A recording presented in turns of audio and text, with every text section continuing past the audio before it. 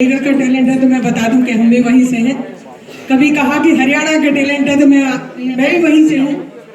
लेकिन एक बात कहना चाहूंगी कि जब हम यहाँ से बाहर जाते हैं तो कहते हैं कि हम फरीदाबाद के हैं, फिर इससे थोड़ा सा और आगे जाते हैं तो कहते हैं कि हम हरियाणा के हैं। लेकिन जब हम हरियाणा से बाहर जाते हैं तो हमारे पीछे लग जाता है कि हम हिंदुस्तान के हैं। तो इस हिंदुस्तान के लिए एक जयघोष करें जोर से, भारत माता की, भारत माता की जय।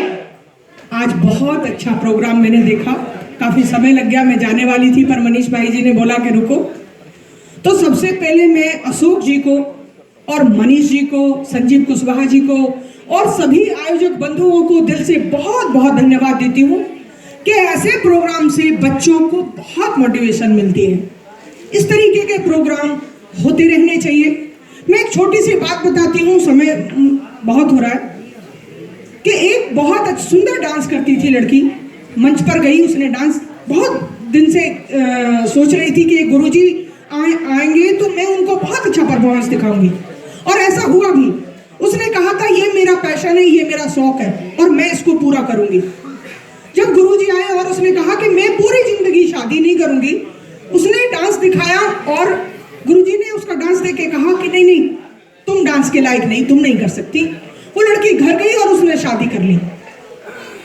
बहुत साल बाद जब उस बच्ची के बच्चे हो गए तो वो गुरुजी दोबारा आए और जब वो लड़की उनसे मिलने का मौका मिला और मिली तो उसने कहा कि गुरुजी आपने मेरी जिंदगी खराब कर दी। बोला कैसे?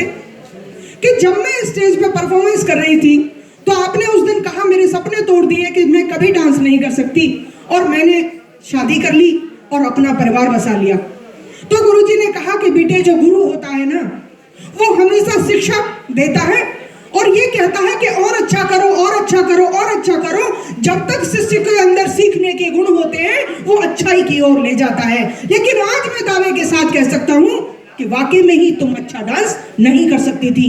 ये बात मैंने इसलिए नहीं कही कि मैं आपको ये बता रही हूं, बल्कि मोटिवेशन दे रही हूं इस बात को कह के कि आपका जो टैलेंट है, वो आत्मविश्वास जो है, वो किसी के हाँ या ना पर नहीं टिका हुआ।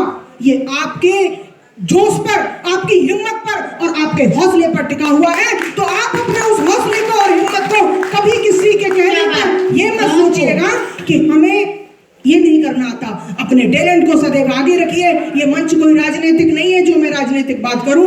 मैं बच्चों को इसलिए मोटिवेशन दे रही हूं। और एक बात और कहना चाहती हूं कि बहुत सारे काम हम करते हैं तो बहुत सारी मुश्किलें आती हैं, तो उसके लिए दो लाइनें कहती हूं। ये मत कहो खुदा से मेरी मुश्किलें बड़ी हैं, उन मुश्किलों से कह दो मेरा खुदा बड़ा है।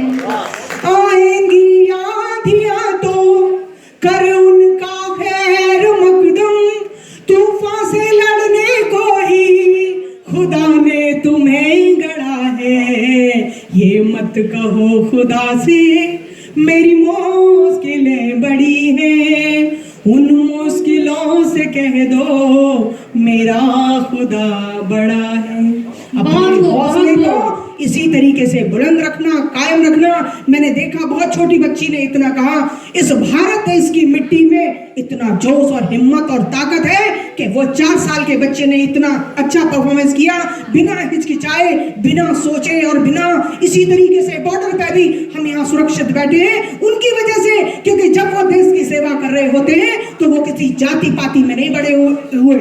हमने ना यहाँ उन बच्चों के लिए तालियां बजाई कि वो हमारे, हमने उनके लिए बजाई जिनके अंदर टैलेंट था। तो इसी हिम्मत और जज्बे को कायम रखें और एक न एक काम हमेशा करते रहे कि अगर कोई मजबूर, परेशान और जिसके अंदर टैलेंट है तो मैं हाथ जोड़कर गुजारिश करती हूँ कि अपने हाथ खोलिएगा। हम बहुत सारे काम ऐसे करते हैं कि अपनी खुशी के लिए बहुत सारी चीजें खरीद कर लाते हैं। अरे एक चीज कम ले आएंगे तो कुछ फर्क नहीं पड़ेगा, लेकिन अगर एक बच्चे का भविष्य आप सब मिलकर बना देते हैं तो उससे हमारे भारत देश का नाम रोशन होगा।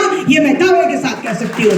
तो अपनी सोच को बदलिए, अपने समाज बदलेगा, और जब ये समाज बदलेगा, जब हम भारत भारत देश को अच्छी दिशा दे सकते हैं, और जब दिशा भारत देश को मिलेगी तब हमारे देश की दशा सुधरेगी। एक प्रधान सेवक ने झाड़ू उठाई इसलिए नहीं कि वो देश की कचरे को साफ करे, इसलिए कि हमें अपने देश की गंदगी को स्वयं साफ करना है और अपने हौसले को मजबूत करना है। इन्हीं शब्दों के साथ अपनी वाणी को विराम देती हूँ और बहुत बहुत आपका धन्यवाद करती हूँ। और अशोक जी, मनीष जी और सभी आयोजक बंधुओं का, क्योंकि इन्होंने मेरे पास गए थे, बहुत हौसला दिखाया, क्योंकि इतना बड़ा प्रोग्राम ऑर्गेनाइज करना कोई छोटी बात नहीं है।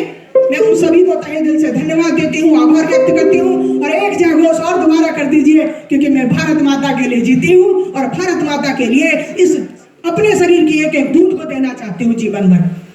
भारत माता की जय। जय हिंद, जय भारत।